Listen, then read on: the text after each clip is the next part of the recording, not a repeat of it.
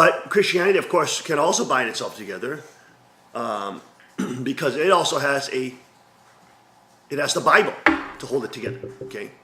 But it doesn't have, again, a system of law to look forward to. It just has this very vague future where Jesus will return and somehow we'll be saved and we live in his kingdom. But we don't know what that kingdom looks like. It'll just, he's ruling with a rod of iron. They don't even know what the rod of iron is. Okay?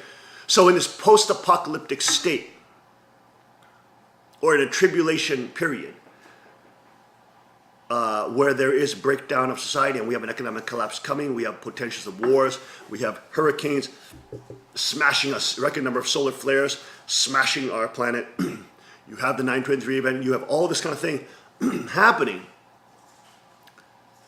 It is so important to be rooted and bound together by the principle, by OSTP, by True Father, by Jesus, by the Chinese Constitution, by the second king, three kingships, you know what I'm saying?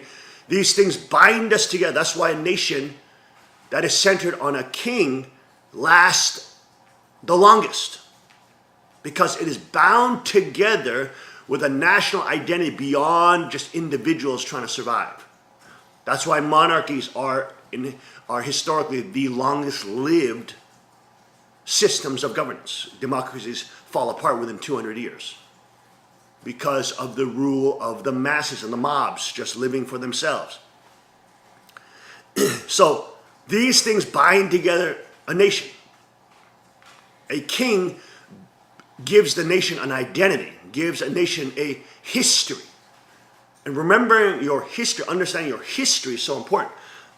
That's why I'm always ragging on all of you under Father's authority, to put on your crowns, because you're being part of history. You're understanding where you come from. And even though your families deny, your children deny the kingship, and they like it when they have the ability to become blessed of fathers, and then people call them kings and queens. But they cannot not. Their kingship comes from your kingship, which comes from the second king. Do you see that?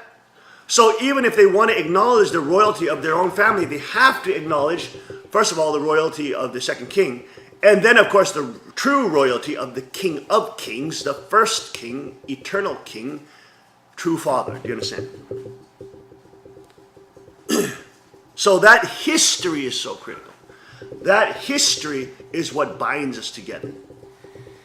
And that is why the mainstream media, and that is why the political Satanists, and that is why the globalists and centralists and Bilderberg Group want you to forget your history. That's why the nature of communism and revolution, communist revolution, is to eradicate history, to get rid of people's history.